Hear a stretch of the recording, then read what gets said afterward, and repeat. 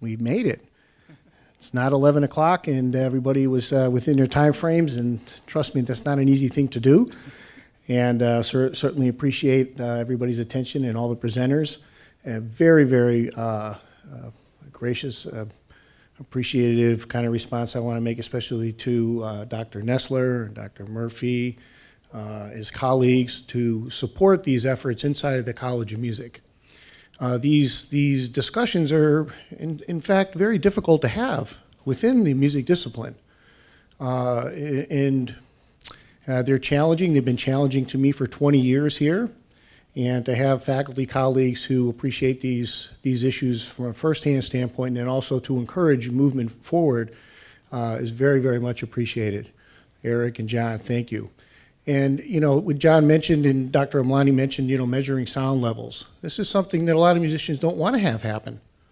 It's not an easy thing to come to grips with. If the levels that you might be creating in your ensemble are more than somebody else who's conducting an ensemble. And right now with the University of North Texas, we have amassed the largest database of sound levels generated in ensembles than anybody else in the world, by far. And we've learned a tremendous amount from that. And Dr. Murphy, thank you very much for allowing us to move in those directions. It's very, very important. So I want to close out, Dr. Surve and I want to close out our live stream session today by first of all thanking all of you for taking the time to come to Denton and join this activity with us. Thank you for viewing online, and thank you to the presenters.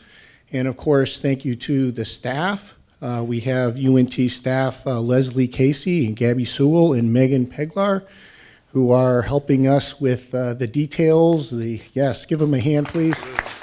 I think Leslie's maybe still outside in the hallway. Organizing the slides as late as this morning and managing all of these things coming together at one time is not an easy task. So thank you. Thank you very much. I'd like to thank a couple of students, David and Eric. Eric Wallace has been my teaching assistant for the last several years. He finished up his master's degree a few years ago and is now at the tail end of his doctorate and is helping me tremendously with my undergraduate class, and just published the first epidemiologic profile of trombonists in a medical journal. I'm very proud of him.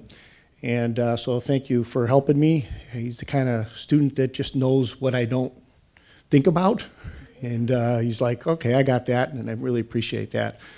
Also, there's some other students here that have made the trip out here who we're very, very proud of. Melissa Hathaway, who's a recent graduate of UNT, is a former award winner of the Alice Branford-Brenner Young Investigator Award by the Performing Arts Medicine Association, specifically for her work with marching band. So we haven't talked about that slice of the music education community in this discussion today, but marching band presents all kinds of additional issues. And Melissa was the first to publish and win money and present and become quite famous actually internationally in the performing arts medicine arena for her work with the Green Brigade Marching Band here in Denton. So Melissa, congratulations for all that, and again, thanks for coming. So we're going to talk just a moment about some of the future directions that we're going to embark on here in the next several months and year. And just to let you know, and for those who are traveling from other schools and other locations, we welcome you to participate in these activities. That's why we want you here. So I'm going to pass it over to Dr. Surve just for a second. So I hope you've enjoyed the talks that we've had this morning. I certainly found them very informative. I know my piece of the puzzle, but I don't know all the pieces of the puzzle, so it's great to hear from the other experts. And what I want to kind of highlight is the fact that all of these changes that have come about in terms of the new TEKS objectives that are for health and wellness within music education, a lot of that work was laid, the foundation and groundwork for that was laid more than 10 years ago in a conference that was run by at the time, the Texas Center for Music and Medicine, which is now the Texas Center for Performing Arts Health. And that at that time, the center had organized a symposium, not unlike this one here that we're attending currently, to bring health experts from around the world who are leading experts in various fields in musician health to kind of talk about these issues for really the first time in a meaningful way. And the proceedings from that conference that happened laid the foundation for the changes that ultimately ended up in the TEKS objectives being ratified and implemented as of this year. So what we would like to see happen, this is the first Health and Music Education Symposium. The idea of this conference was just to raise the awareness of the fact that these objectives exist and that health and wellness is something that we should be talking about more. And so we would like to announce that a year from now, we would like to have another symposium. And we're going to, so this is the first announcement of that. That will be a little bit different from this one. So we are researchers, we are educators, we are clinicians, but we are not the people who are in the trenches, who are teaching the students on a day-to-day basis. The music education community, you are the experts in terms of how we get this message across to our students and how do we promote a strong culture of health and wellness. So we want to partner with you. We want to hear from you. And so this future conference is going to be more of a workshop-driven opportunity for us to interact with one another and to share best practices about how do we get this message across? What kind of skills can we teach our kids? What kind of holes do we have in our knowledge gap? That will allow us to fill that in with stronger research so that we can deliver the message as accurately and as effectively as we can. So we are really looking forward to hosting a new symposium in a year from today and having that be a collaborative effort between us as the Texas Center for Performing Arts Health, but also with the music education community in the state of Texas and beyond. And as part of that work, we also want to take some time to build some recognition into that as well. And for that, I'm going to turn it back to Dr. Chesky to talk about our other plans. Yeah, if just to follow up on that, if anybody's interested in that conference that Dr. Surve was talking about, it occurred in 2004, and it was a collaboration between the Health Science Center in Fort Worth and the Denton campus. And it was about 125 invited guests, broken into 5 different groups, working groups with different expertise. And for months prior to the conference, they developed some kind of consensus-based insights that they wanted to present. And that was called the Health Promotion in Schools of Music Project. So if anybody's interested in that, you can go to the Health Promotion in Schools of Music website and see all the proceedings, see the videos of all the presenters. It's still up there, even though it happened in 2004. And that was the basis for the accrediting changes that occurred that impacted not only UNT, but all 600 plus music programs at the tertiary level across the United States. So we're really proud to have laid that groundwork. So we want to kind of do this similar thing with music education. So the second announcement we want to pass on to you is sort of a reflection of what happened to me and the College of Music a few years ago. Due to our work with noise-induced hearing loss, we had a recognition by the National Institutes of Occupational Safety and Health. They were delighted to learn about our research and our perspectives in an arena where very few audiologists and hearing conservationists are doing work. As Dr. Amlani mentioned, this is something that the audiology and hearing conservation communities aren't really addressing formally. And they were looking at UNT and saying, wow, that's really quite amazing in terms of measuring and figuring out if earplugs work and all these kinds of things. So they awarded us with a recognition called the Safe and Sound Award in 2010. And it had a huge impact in elevating discussions within various groups like the National Academy of Audiology, for instance, or American Academy of Audiology. So what we're wanting to do now, and we're going to formalize this here in the next month or two, is a statewide award to recognize schools or school districts that take initiative to satisfy these TEKS objectives, to be able to send into us, their ideas, their outcomes, their programs, their attempts at trying to facilitate and advance in how we're doing what we do with kids in public schools. So we hope that you are creative, just like we were here, and willing not only to develop these kinds of ideas, but to share them. And we want to create a platform so that if there's a school in Round Rock or in Houston or in El Paso that's dealing with, vocal health in their choirs, and it's an exceptional program. We want a platform for all the other choir directors to learn from that. So we'll be submitting us circulating information as to how to engage to meet this award criteria.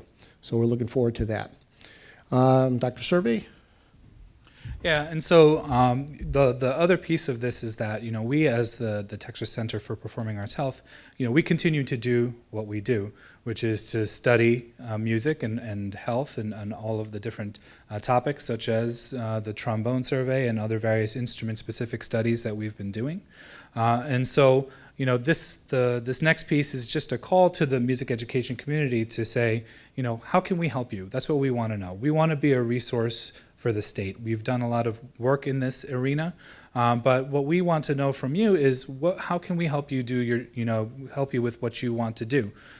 Should we develop educational materials that will, help you to deliver this material to your students? Do you want us to research specific areas that will help to fill in knowledge gaps in terms of how we meet, the different objectives that we have to meet? Do we need to, create a tour where we visit, various sites and try to help with, promoting culture in that arena? We are open to dialoguing with the music education community and just serving as a resource, and we just want the concepts to be embraced and taught. So, we would really like to hear from you, those of you who have attended the live stream or are here in the audience, to help us, do this better. What can we do better? What do you need so that we can provide that for you and be a resource for the state of Texas and beyond? And in the realm of research, I'm going to turn it back to Dr. Chesky one last time. So, I started this journey 20 years ago after graduating from University of North Texas with my PhD. And at that time, I had a great relationship with the Health Sciences Center in Fort Worth. I was doing research down there. And the university asked me here if I would teach some graduate research classes, and I said, sure, I'd be delighted to. And Dean Schrader, who was the dean at the time, and Ben Cohen down at the medical school were asking me, well, what important issues do you think that the music discipline needs to address? And my first knee-jerk reaction, because in large part I'm like Travis. In fact, Travis and I played together years and years ago. I come from a performance background. My undergraduate degree is in jazz studies from Berklee College of Music. I made a living to put myself through school playing music. And one of the things that I recognized as a young scholar was, wow, the music community, musicians, whether they're in elementary school, middle school, high school, out on the road, doesn't matter, professional orchestras, are the most understudied and underserved occupational population. Really, we are understudied and underserved, and that was very, very powerful to me 20 years ago, especially when we think about the fact that awareness of occupational injuries within the musician community can be seen in the literature all the way back to Ramazzini, Bernardino Ramazzini, a name public health professionals would attribute as the father of occupational medicine. He lived in the day of Baroque music.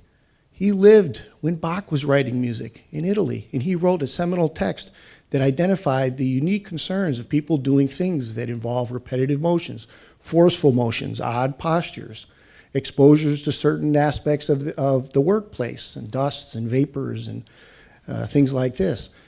And he, in his list 300 years plus ago, identified the musician as somebody who had a unique occupational life that needed a unique perspective from the physician in order to treat them. And he coined this phrase, some people attribute it to Ben Franklin, but Ramazzini said, an ounce of prevention is worth more than a pound of cure. And in many of the things that we're dealing with today, there are no cures, like noise-induced hearing loss. All we have is prevention. But why is it 316 years later, we still don't think about these things when it comes to music? And our epidemiology research shows very clearly that these things exist, not only in our music students, but in all walks of the professional musician world. So in order to advance research and academic pursuits in this area, we're announcing now that we're at least attempting to establish the first PhD program in performing arts health. So over the last 8 or 10 years here at UNT, we've had a related field for our performance majors where they can specialize in this.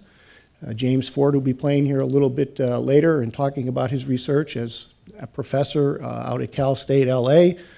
Fine trumpet player, spent an enormous amount of time doing research, just like Melissa and Eric and David and Nabil and Sonny. These are students and new researchers over here that I'm looking forward to seeing produce stuff. But they're doing it as a related field within the performance degree. And we want to really encourage and develop the opportunity to do it as a standalone PhD.